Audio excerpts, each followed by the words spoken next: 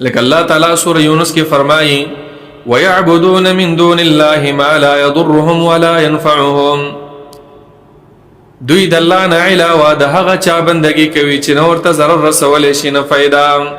ولې بندگی کوي؟ دلیل دا پیش کوي وَيَقُولُونَ هَؤُلَاءِ شُفَعَاؤُنَا عِندَ اللَّهِ دا مونږ چې بندگی کوو دا زمونږ سفارشیان دي د الله په نزد، الله ته به زمونږ سفارش کوي. دنیا کې مثال داسې ورکوي چې یاره چې ته یو وزیر اعظم سره ملاویږي نو مخکې د هغې نه به ته یو وزیر سره ملاو شي، دا وزیر به د وزیر اعظم سره او د ولسمشر سره سفارشي به یې کوي، نو هله به تاله ټیم درکړي. خو دا مثال غلط دی. بادشاهان چې دي سفارشیان قبلی، او وجه دا چې بادشاهان هم انسانان دي، هغه یریږي یا یریږي یا مینه لري.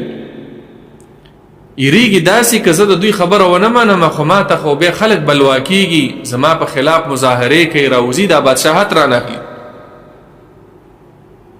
او یا یې مینه وي دې دپاره سفارش وله قبلی چې یاره نورم د خلکو کې محبوبیت پیدا شي چې یاره زما خبره یې ومنله او زما یې ومنله. او زمونږ رب خو چې کم دی نه د چا نه یریږي، بې پروا ذات دی، او نه دې ته ضرورت لري رب العالمین چې بس زما د حامدین ډیر شي او زما صفت کوونکي ډیر شي. الله تعالی صمد ذات دی،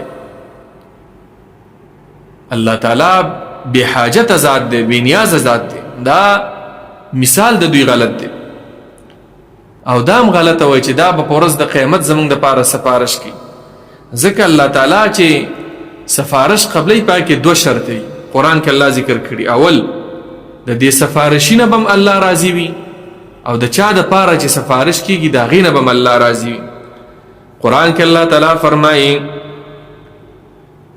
وَكَم مِّن مَّلَكٍ فِي السَّمَاوَاتِ لَا تُغْنِي شَفَاعَتُهُمْ شَيْئًا إِلَّا مِن بَعْدِ أَن يَأْذَنَ اللَّهُ لِمَن يَشَاءُ وَيَرْضَىٰ په اسمان کې دا پرشتي چې کوم دي د دوی سفارش هم پیدا نه کوي ګوره مګر وروستو د هغې نه چې الله ورته اجازه ورکړي. الله به ورته اجازه ورکوي بې اجازې الله تعالی مخې له څوک نشي ورتلی، حتی د نږدې مقرب پرشتې، حتی پیغمبران چې الله اجازه نه ورکړي سفارش نه شروع کړي. ويرضى معنا دا په سورة انبیاء کې تشریح راغلی ولا يشفعون الا لمن ارتضى، دا هغه چا به سفارش کې چې هغه د الله خوښ وي، الله ته ناراضي وي. نو په دې شفاعت کې فایده دا ده چې څوک سفارش کوي د هغې یو عزت وشي، شان یې ډېر اوچت شي، او د چا چې سفارش کېږي په هغې باندې ترحم وشي، رحم پرې راشي.